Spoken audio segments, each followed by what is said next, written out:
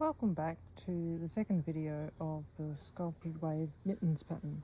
In the previous video we made our wave stitch, and in this video we're going to do our first HDC row, and this is also known as row 3. So I've finished my wave pattern, I've done a chain, I'm turning, and now I'm going to find the first of the front loops so that I can do my HDC.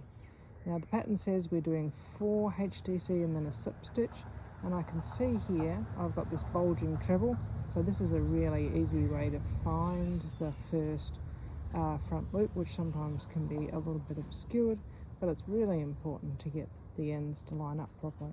So yarn over hook, and I need 4 of them, so I'm going to count back 1, 2, 3, 4. So there's my front loop. So hook through that front loop, and I'm now going to go yarn over hook and pull it through that front loop. So I've now got 3 on the hook for my half double crochet. Yarn over and pull it through all 3. Now I've got 3 more of these front loop half double crochets to do, so yarn over hook and pull it through the next front loop, and then yarn over hook, pull it through the front loop, 3 on the hook, and yarn over and pull it through all 3. So I'm doing a total of 4 of these before I go on to do the slip stitch, and these are worked in the front loops, which are remaining after we did the wave row. The wave row was also done in the front loop, but when we turn the fabric around, what used to be the back loops becomes the front loops now. So we're working in the front loops again. And here's the 4th half double crochet in the front loops. So yarn over, pull it through the front loop, yarn over and pull it through all 3. I'm now ready to do my slip stitch, and you can see the trebles here is bulging a little bit. That gives us the opportunity to just put the hook in about level with the other HDC, and then just grab 1 loop of yarn. Don't grab the whole treble, just 1 loop, and then yarn over, and we'll pull it through the front loop, or the loop of yarn, and the original loop, and that's my slip stitch.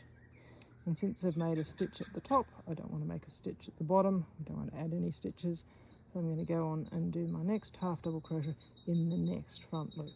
So there'll be a little bit of a gap at the bottom where we don't do a half double crochet, and you can see it's made a bit of a square pattern. So I've got the unworked loop here, and I've got a half double crochet, slip stitch at the top, and another half double crochet on the other side, and that gives us a little bit of a square. So I'm going to keep working in these remaining front loops, doing my half double crochets, and I'm going to do a total of 9 of these, and I should end up at the next treble. So I like to just work the half double crochets until I hit the treble again, because it sticks out the back, making it nice and easy to find. And then I just double check that I've got 9 if I'm not sure, rather than counting all the way as I make them. Find that a little bit quicker, and that will tell me that I am on track to make the pattern correctly.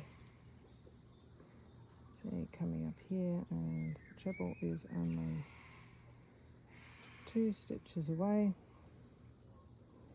And once I've made these 9 half double crochets, I'll make the slip stitch again and then do another 9.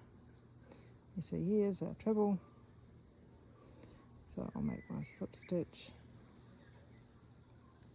once again just in the loop there, and if I check, I've got 2, 4, 6, 8, 9 half double crochet before the slip stitch, and then skipping the unworked loop at the bottom, going into the next loop here for another 9 half double crochet.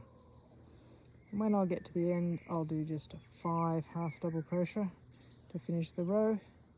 The number of half double crochet at the beginning and the end of the row always add up to 9 as well, because this pattern is done in a sequence of 10, and the slip stitch makes the 10th stitch.